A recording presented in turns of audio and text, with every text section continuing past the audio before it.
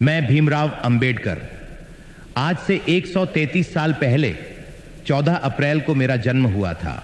कुछ ही दिन बाद मेरा जन्मदिन आ रहा है। मैंने इस देश के लिए, यहाँ के दलित एवं पिछड़े समाज के लिए क्या किया, उसका मुझे जिक्र करने की जरूरत नहीं है, पर एक बात से मेरा दिल दुखता है और वो मुझे आज कहना है। आपको ये वादा करना है कि आने वाले 14 अप्रैल से पहले जो मैं आपको कहूं उसका आप खुद पता करें। आजकल इंटरनेट पर गूगल सर्च करने से सब मिलता है। मेरे बारे में तो इंटरनेट भरा पड़ा है, बस आपको अपने मोबाइल फोन में गूगल सर्च करना है। मेरा जन्मदिन आने से पहले मैं जो आपको बता रहा हूं उसकी हकीकत का खुद पता लगाएं। पहली बात, जब पूरे देश के सब बड़े लोग कांग्रेस पार्टी में होना अभिमान की बात मानते थे, तब भी मैं कांग्रेस पार्टी में नहीं रहा। दूसरी बात, मुझे आजाद भारत का पहला कानून मंत्री कांग्रेस में ना होते हुए भी इसलिए बनाया गया क्योंकि वो मेरी काबिलियत थी, क्योंकि उस टाइम देश का संविधान और दूसरे बहुत से कानून बन रहे थे। तीसरी बात, कानून मंत्री रहते हुए मुझे कांग्रेस के प्रधानमंत्री नेहरू और बाकी कांग्रेस के सभी लोगों ने हमेशा बेइज्जत किया, और इतना ज्यादा बेइज्जत किया कि आखिर में मुझे 1951 में इस्तीफा देना पड़ा। इस्तीफा देते समय मैंने इस्तीफा लेटर में सब डिटेल में लिखा कि मुझे कैसे कैसे बेइज्जत किया गया। उस लेटर के महत्वपूर्ण बिंदु ये हैं। पहला, मुझे कभी भी कोई महत्वपूर्ण पद कैबिनेट में जानबूझकर नहीं दिया गया और हमेशा साइडलाइन करके बेइज्जत महसूस कराया गया। दूसरा, नेहरू को दलितों की संरक्षण की बिल्कुल चिंता नहीं थी, बल्कि उसको मुसलमानों के संरक्षण में ज्यादा रुचि थी। तीसरा, नेहरू ने देश की विदेश नीति की वॉट लगा रखी थी। एक भी देश भारत के साथ नहीं खड़ा था, और कश्मीर के मुद्दे पर तो उसने और ज्यादा हालत खराब कर दी थी।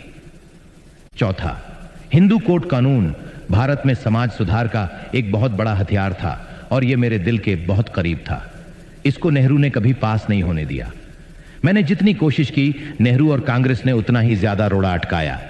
इन सब बातों से परेशान और बेइज्जत होकर मुझे अंत में इस्तीफा देना पड़ा। आप इसका पता करो गूगल से।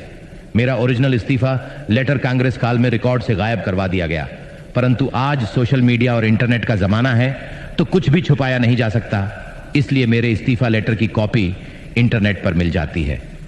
इसके बाद पहली बार देश में लोकसभा के चुनाव 1952 में हुए।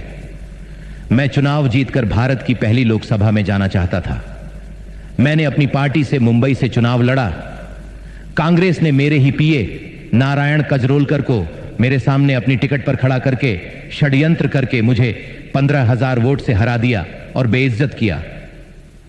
मैं भारत की पहली लोकसभा में नहीं जा सका। फिर दोबारा पहली लोकसभा में जाने का मौका 1954 में आया, जब महाराष्ट्र के भंडारा में उपचुनाव की घोषणा हुई। मैंने यह चुनाव लड़ा। यहां भी कांग्रेस ने मेरी ही बिरादरी के भाऊराव बोरकर को मेरे सामने खड़ा करके मुझे हराया और बेइज्जत किया। नेहरू और कांग्रेस ने मुझे देश की पहली लोकसभा में घुसने ही नहीं दिया, और दूसरी लोकसभा के चुनाव से पहले मैं देह छोड़ चुका था। यह बेइज्जती मेरी मृत्यु के साथ ही नहीं रुक गई, ये चलती रही। मृत्यु के बाद भी जब तक कांग्रेस सरकार रही, तब तक मुझे भारत रत्न नहीं मिला। नेहरू ने जिंदा रहते रहते खुद को ही 1955 में भारत रत्न दे दिया। उसकी बेटी इंदिरा, उसके दोहिते राजीव, सबको भारत रत्न दिया गया। यहां तक कि ईसाई धर्म का भारत में प्रचार करने वाली विदेशी मदर टेरेसा को भी भारत रत्न दे दिया गया। बहुत लोगों को भारत रत्न उनके जीवन काल में ही मिल जाता है, पर मुझे मेरी मृत्यु के 30 साल बाद जब वीपी सिंह की गैर कांग्रेसी सरकार आई, तब जाके इसके काबिल समझा। मुझे बड़ा दुख होता है जब मैं ये देखता हूं कि मेरा अपना समाज, जिसके लिए मैंने अपना सब कुछ कुर्बान कर दिया, वो उन लोगों का वोट बैंक बना हुआ है जिन्होंने ना केवल जिंदगी भर बल्कि मरने के बाद भी मुझे इतना बेइज्जत किया। आशा है कि यह जो कुछ मैंने कहा है, इसकी सच्चाई का आप लोग मेरे जन्मदिन 14 अप्रैल से पहले खुद पता लगा लेंगे और मुझे जन्मदिन का यह सच्चा तोहफा देंगे। भारत माता की जय।